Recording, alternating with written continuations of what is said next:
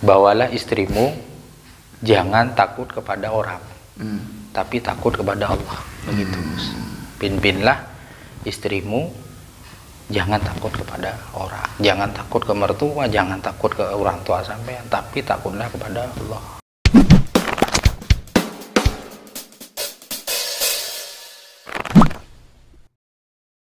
Assalamualaikum warahmatullahi wabarakatuh. Waalaikumsalam. Kembali lagi dan berjumpa lagi para pemirsa, para pemerhati masih stay tune di channel YouTube Ar-Rufa Official. Kali ini kita akan mengobrol dengan salah satu alumni yang tentunya jenengan-jenengan ini sudah tahu akhir tahun 90-an dan awal 2000-an. Dan juga beliau ini salah satu staf pengajar di Stikes dan juga salah satu staf keamanan di Al-Qadiri, dan juga ibaratnya aslinya jauh dari daerah timur, tapi itu kan gunung, yaitu daerah Sempolan. Beliau adalah Cak Mufid. Langsung saja kita akan menyapa-nyapa beliau dan menanya-nanyakan kepada beliau. Assalamualaikum, Cak. Waalaikumsalam, Gus. Bagaimana kabarnya panjenengan? Alhamdulillah, tambah subur nih, Gus. Walaupun sudah saldo 3 ya sekarang ya. Sepertinya sudah lahir yang ketiga. Yang ketiga, Gus. Sudah saldo 3, tambah, bukan tambah kecil, tambah subur. Tambah subur. Begini ya. Awal mulanya pertama kali Cak Mufid itu bisa menjadi santrinya guru kita, Syekhona Gajah Kisah. Itu kejadiannya di mana dan bagaimana, Cak? Sebelum saya jawab, Gus, saya ingin mengucapkan terima kasih dulu sudah diundang di channelnya Gus Haji Nuruddin Ali Syahbana di Ar-Rufa Official. Terima kasih. Saya juga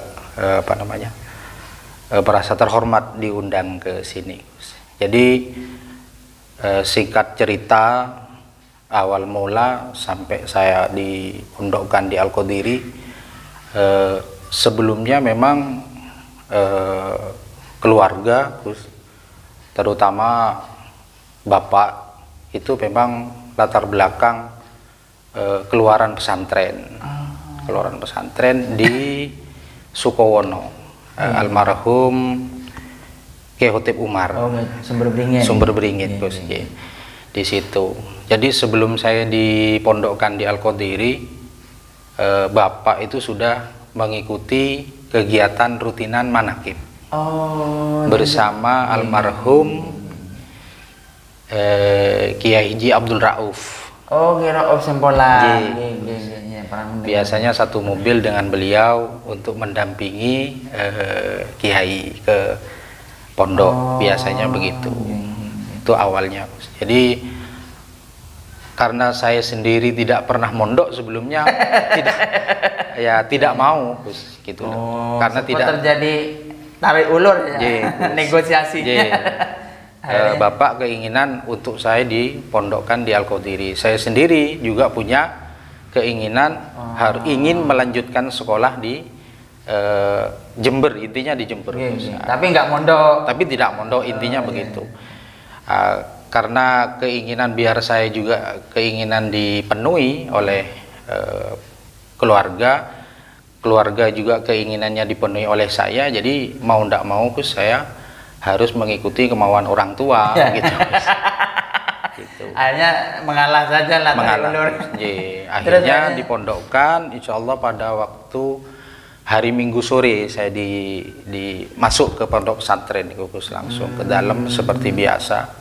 Administrasi dan sebagainya itu hari Minggu, seingat saya, Gus. Dan kebetulan tetangga itu kakak kelas, jadi ada yang mendampingi, maksudnya ada yang sebelumnya juga ada yang mondok di Al-Qadiri, kakak kelas waktu itu. Jadi sudah nggak kaku lah. Terus kesan pertama kali bertemu dengan Syekhona Gajah Kisah bagaimana ya? Tentunya kan menghadap dulu. Pertama seperti tamu yang biasa, Gus, maksudnya seperti tamu umum seperti biasa, karena saya sendiri baru pertama kali masuk pesantren. Sebelumnya memang masuk pesantren cuma tidak ketemu langsung dengan pengasuh, hanya sekolah formal selama 3 tahun dan pulang, tidak seperti di pendidikan yang di SMA ini. Jadi menetap di pesantren berjauhan dengan keluarga. Jadi kesan untuk pertama, Gus, tidak ada. Karena niat karena kesannya di awal saya memaksakan diri untuk mondok di Al-Qadiri gitu loh. Setengah mokso. Setengah mokso begitu. Karena keinginan saya sudah dipenuhi oleh orang tua, sekolah formal di Jember intinya begitu Gus. Kebetulan pas tidak jauh dari pondok, orang tua keinginannya juga saya penuhi untuk saya masuk di pondok pesantren di Al-Qadiri tahun 1999 insyaallah Gus, akhir awal tahun. milenium lah ya Gus, gitu. Tuh. Karena saya sendiri kenapa tidak mau mondok, karena ya memang tidak tahu kehidupan di pondok Gus. Intinya jauh dari teman, jauh dari orang tua, jadi takut masih awal-awal seperti itu. Jadi tidak ada keinginan untuk mondok. Mondok sama sekali. Iya, tidak ada ya. Karena masih belum mengenyam pendidikan di dalam pesantren seperti apa kan. Paling tidak kan, soalnya kan kalau di pondok pesantren itu kan harus mandiri, nyuci baju sendiri. Kalau dulu kan gendong, masih belum seperti sekarang. Iya. Tidak jadi seperti itu sekarang lah ya. Itu Gus, ya, pengalaman pertama. Terus gini lagi, jenengan ini kan dari 99 ke 2006. Tentu kan ada beberapa peristiwa dan kejadian aneh dengan guru kita, kejadian kisah. Yang mana salah satu peristiwanya itu Cak Mufid mengalami sendiri, bukan kata orang. Di antaranya salah satunya yaitu apa, Cak, yang Cak Mufid langsung mengalami sendiri. Baik itu berupa mimpi, nasihat, ataupun dan yang sebagainya lah ibaratnya. Di antaranya apa, Cak? Dari awal niat tidak mau mondok karena tidak tahu langsung kehidupan di pondok Gus, lama-kelamaan timbul rasa cinta kepada pondok pesantren. Begitu. Jadi saya pagi itu Gus kan di formal di Mandua sekolah. Itu karena timbul rasa cinta, saya pagi aktivitas tuh saya bilang dibilang padat. Padatnya bagaimana? Pagi sebelum berangkat sekolah Gus, saya nyuci mobil. Cuci mobilnya beliau dengan teman seangkatan, Cak Khotib, terus itu. Terus baru saya ke sekolah, pulang dari sekolah saya membantu kiai di dapur. Waktu itu masih diniyahnya sore, insya Allah. Masih sore. Pengurusnya waktu itu siapa, ingat? Kalau tidak salah Ustadz, salah satunya Ustadz Fathur dan juga Pak Haidori. Itu salah satunya. Waktu itu juga guru tugas yang dari Sidogiri niku kalau tidak salah Pak Holik. Oh iya. Itu yang pertama kali saya masuk pesantren, kenal dengan GT dengan Pak Holik niku. Terus akhirnya bagaimana setelah itu dari dapur itu? Kegiatan saya setiap harinya seperti itu. Yang terkesan saya Gus, yang menurut saya itu waktu di pengimaman, kiai itu biasanya kalau sudah mau masuk Kamis, Jumat Manis, itu biasanya memberikan pengumuman kepada para santri. Apa yang tidak pantas harus dipantaskan, seperti itu. Apapun itu, entah itu jedingnya kotor harus dibersihkan.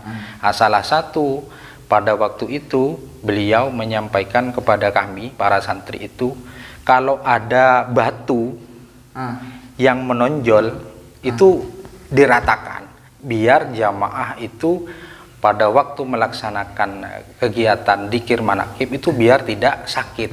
Begitu.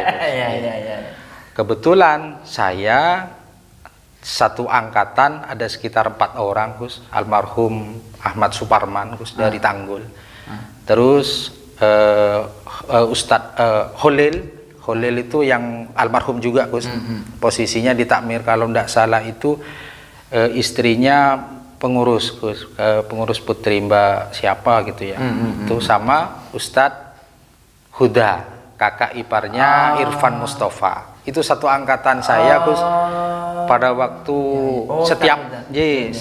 setiap malam itu kami Gus meratakan menyicil kata lainnya, bukan diselesaikan pada waktu malam itu, tidak.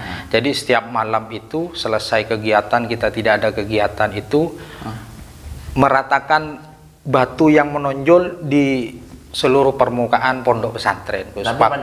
pada waktu itu masih di masjid aja ya? Masih di masjid, Gus. Beliau menyampaikan seperti itu, jadi kita terketuk hati untuk membantu para jamaah itu biar melaksanakan ibadah dengan hikmat itu biar tidak sakit. Soalnya kan saking membludaknya jamaah itu sampai ke depan SD waktu itu, Gus. Waktu itu masih belum di barat. Iya, masih belum di barat. Ya, masih belum di barat, masih di Masjid Wali Songo. Nah, lanjut cerita, tengah malam kita istirahat sebentar. Kok beliau Gus keliling, beliau keliling, santri-santri gitu, Gus manggil. Ada salah satu teman ke beliaunya, ternyata kita dikasih rokok waktu itu. Gitu.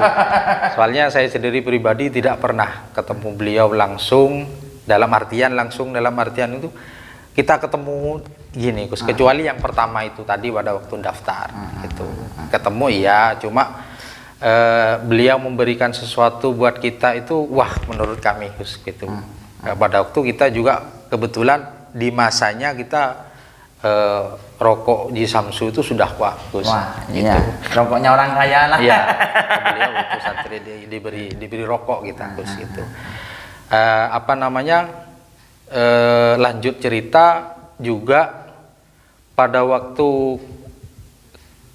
di kegiatannya kan setiap malam, Gus, kita kerjakan setelah selesai kegiatan itu kita mengerjakan hal itu. Ya tergantung kita mau dipilih yang mana yang sekiranya lokasi yang ada batu yang menonjol kita gali, Gus, kita pendam gitu loh, Gus. Intinya kita ratakan. Itu berlangsung sebelum acara Jumat Manis. Setiap sebelum Jumat Manis kita kegiatannya seperti itu. Dan itu bukan hanya kami, Gus, banyak teman-teman yang lain seperti itu. Cuma kebetulan saya, almarhum Holil, almarhum Ustadz Suparman itu dan Mas Huda juga kebetulan satu kelompok dengan kita, Gus. Yaitu. Jadi ada yang gali, ada yang batunya itu, Gus, diratakan ke tanah. Jadi tidak diangkat, tidak dibuang, tidak. Waktu itu kejadiannya di depan Gus, di depan SD. Di depan SD. Sampai larut kita pulang hampir subuh, Gus, karena takut kita subuhnya terlambat tertidur, jadi kita tidak istirahat di kamar, Gus, tapi di masjid. Keluar dari masjid, Gus, karena sudah masuk subuh, katanya teman-teman saya kerasukan, Gus. Kerasukan waktu itu, kerasukan jin. Katanya memang mohon maaf, Gus, di dalamnya Gusmat ini memang ada dulu. Gitu. Kalau dulu itu cenderung begitu, Gus. Satu yang saya tahu. Terus di Masjid Putri lantai 2, Gus. Dulu itu angker katanya teman-teman. Bahkan beliau itu pernah menyampaikan kepada yang biasa ingin menguji nyali tidak perlu keluar, cukup di sini saja katanya beliau. Di lantai 2. Di lantai 2 bisa di aliyah gitu gitu, Gus.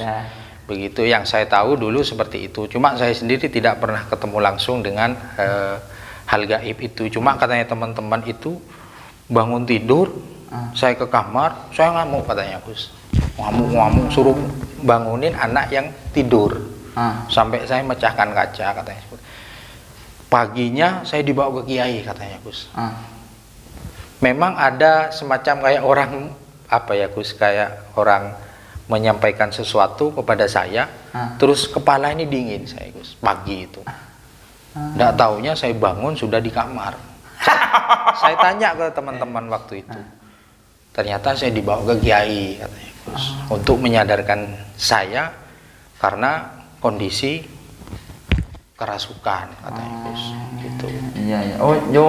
Jadi sama seperti kerasukan lah ibaratnya. Iya. Jadi tidur setelah mengerjakan tugas gali batu itu, Gus, pindah ke masjid karena takutnya takut subuhnya juga telat, jadi dibangunkan sama teman-teman, sudah tidak sadar saya, Gus. Sadar-sadarnya sudah pagi itu mau berangkat sekolah, posisi tangan sudah perban. Gitu. Saya tanya ke teman-teman kenapa. Jadi sama tidak sadar pada gitu, tidak sadar. Dan itu ternyata katanya teman-teman termasuk Cak Bay yang membawa saya katanya, Gus, sempat dibawa ke UKPP karena ngamuk dan sebagainya katanya teman-teman, itu saya dibawa ke kiai pagi katanya. Oh, saya langsung sekolah waktu itu, Gus. Setelah kejadian itu? Iya, langsung sadar. Karena setelah dari beliau, saya tidur dibawa ke kamar sama teman-teman, sadar saya, Gus. Tapi teman-teman enggak ada yang berani mendekat, Gus. Karena kan posisi saya pada waktu itu enggak inget, terus ngamuk, Gus. Ya, ditakutkan iya. Anu lagi berakibat lagi lah ibaratnya. Membangunkan tuh caranya kejam, Gus, ke teman-teman gitu. Begitu. Padahal kondisi saya tidak sadar, Gus. Gitu. Akhirnya itu kejadian yang menurut saya, Gus, luar biasa.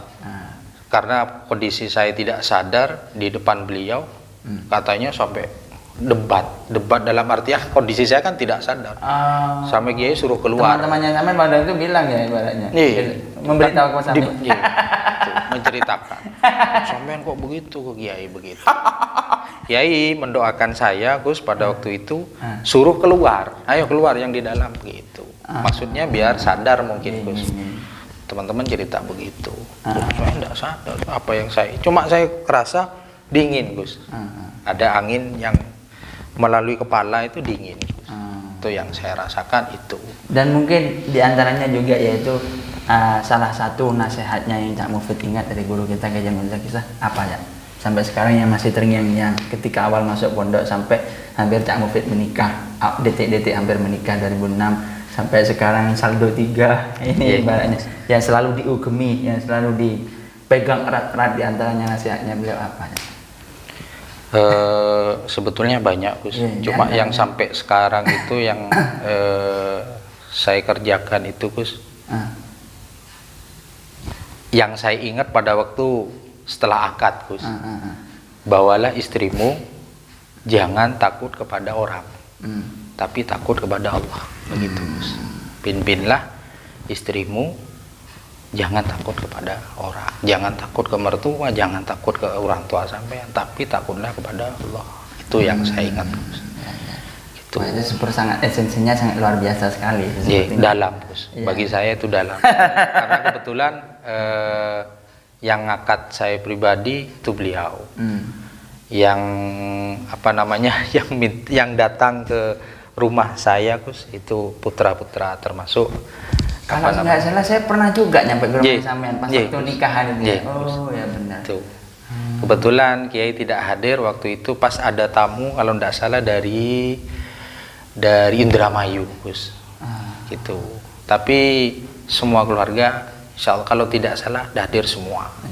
Hanya beliau Kiai yang tidak hadir karena pas bersamaan ada tamu ke Al-Qudiri itu.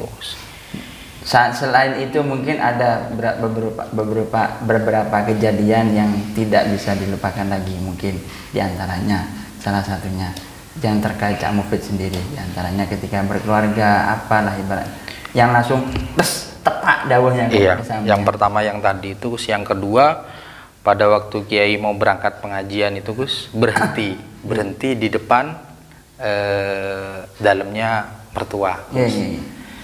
Tuh. Terus menemui Abah, saya kebetulan ada di pengurus putra. Waktu itu pengurusnya Pak Nikmat Rofandi. Iya, Pak Nikmat. Kebetulan Pak Nikmat itu ke toko, Gus, beli sesuatu. Ada Kiai di rumahnya mertua, di dalamnya mertua itu. Terus saya dipanggil, sampean dipanggil Pak Yai di rumahnya. Saya langsung bergegas, Gus. Ternyata mungkin, Gus, Kiai itu sudah merasakan kalau akan ditinggal oleh sahabatnya, Kiai Haji Abdullah Jailani itu. Menyampaikannya kepada saya begini, secara logat Maduranya, Gus, itu sampean bantu abahnya, engkau tak ridha mon orang lain yang menggantikan, begitu, Gus. Tapi pakai logat Madura. Iya. Bantu abahnya. Kalau bisa sampean bisa mengurusi apa yang diurusi oleh abahnya, begitu. Saksinya waktu itu, Gus, ada Pak Haji Dul Baki, ada Cak Hotip, karena Cak Hotip posisinya kan nyopir, Gus. Jadi Kiai turun terus mendampingi beliau, mendampingi Kiai Cak Hotip ke rumah itu, Gus. Kan kalau tidak salah 2010 ya? 2011 itu. Nah, jadi karena saya langsung dapat SK secara lisan dari beliau, Gus. Jadi saya harus siap begitu, siap. Dengan Detik-detik hampir ditinggal oleh beliau lah. mungkin seperti itu. Saya sendiri sebagai orang biasa tidak berpikiran ke sana, mungkin Gus seperti itu.